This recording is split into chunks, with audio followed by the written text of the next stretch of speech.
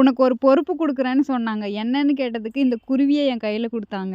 எங்க வூட்டுக்கார் பதனி எடுக்க போம்போது, பதனி பானைக்குள்ள நீச்சல் அடிச்சிட்டு இருந்ததாம் இந்த தேன் சிட்டு. இந்த பதனி சீசன் ஆரம்பிச்சா போதும், காக்கா, கிளி, தேனீ, கொளவி, எறும்புன்னு எல்லா பூச்சி, பறவைகளும் பனைமரமே கதின்னு இருக்கும். எல்லாம் பதனி குடிக்கத்தான். அப்படி பதனி குடிக்க வந்து தான் தவறி பானைக்குள்ள விழுந்து தத்தளிச்சிட்டு இருந்ததாம். அத தூக்கி பனைமட்டை மேல வைக்கும்போது, அப்படியே குளிர்ல நடுங்கி உட்காந்துருந்ததாம். அதனால கையோட வீட்டுக்கு எடுத்துன்னு வந்துட்டாங்க. பதனியோட பிசுபிசுப்பு தன்மையால இதனால ஃப்ரீயா பறக்க முடியாது. அதனால அந்த ரெக்கையெல்லாம் தண்ணிய வச்சு தொடச்சி எடுத்துட்டேன். இரு இரு இரு இரு உன்னை பறக்க தான் வைக்கிறேன். இரு தொடச்சி விட்டு காயட்டும்.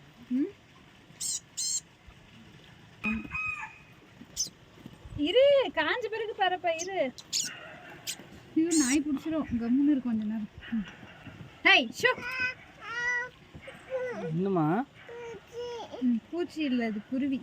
அதோட ரெக்கையும் இன்னும் காயில் இருட்டவும் ஆரம்பிச்சிருச்சு. இந்நேரத்துக்கு வெளியே விட்டால் அது எங்கே போகும்னு நம்மளே அடைக்கலம் கொடுக்கலாமே அப்படின்னு ஒரு அட்டை பொட்டியை ரெடி பண்ணி அதுக்குள்ளே ஒரு துணியை போட்டு அது மேலே குருவியை விட்டு மூடி வச்சுட்டேன். சரி அதுக்கு பசிக்கும், அப்புறமா கொஞ்சம் கம்பு வைக்கலாம் அப்படின்னு நான் நினச்சிட்டு இருந்தேன். அப்புறம் எங்கள் வீட்டுக்கார் வந்து அதுக்கு பசிக்குமே என்ன பண்ணுறது அப்படின்னாரு. கம்பு வைக்கலாம் அப்படின்னு.